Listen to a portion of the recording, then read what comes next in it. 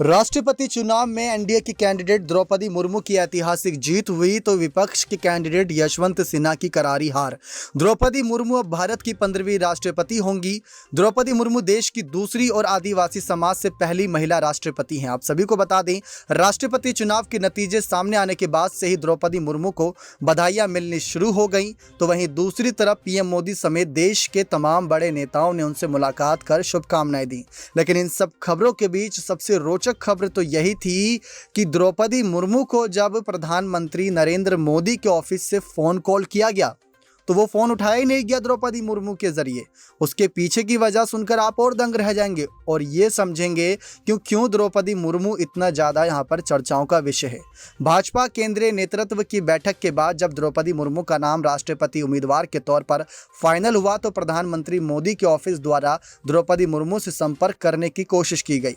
Media report के मुताबिक द्रौपदी मुर्मू ने फोन का जवाब नहीं दिया क्योंकि वह सोने की तैयारी कर रही थी।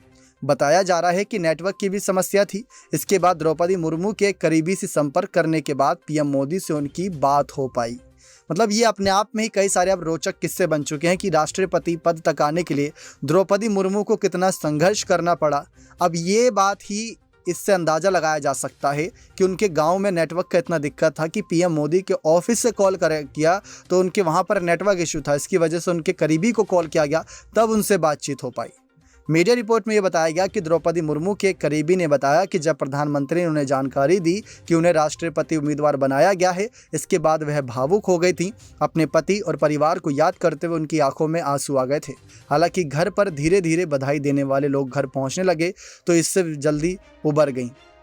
लेकिन द्रौपदी मुर्मू ने साल 1997 में पहली बार पार्षद का चुनाव जीता और इसके बाद कभी पीछे मुड़कर देखा ही नहीं।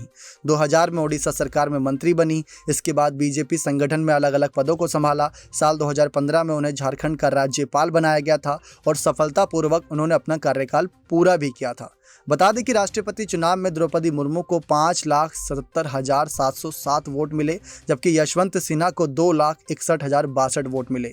राष्ट्रपति रामनाथ कोविंद का कार्यकाल 24 जुलाई की मध्यरात्रि को खत्म हो रहा है। 25 जुलाई को नए राष्ट्रपति का शपथ ग्रहण समारोह होना है। प्रधानमंत्री नरेंद्र मोदी, गृह मंत्री अमित शाह, भाजपा अध्यक्ष जेपी नड्डा ने मुर्मू के घर पहुंचकर उन्हें बधाई दी। लेकिन ये किस्सा सचमुच बहुत ज़्यादा रोचक है कि किस तरीके से राष्ट्रपति पद तक आने के लिए द्रौपदी मुर्मू का कितना संघर्ष रहा। नेक्स्ट 9 न्यूज़ रूम की रिपोर्ट।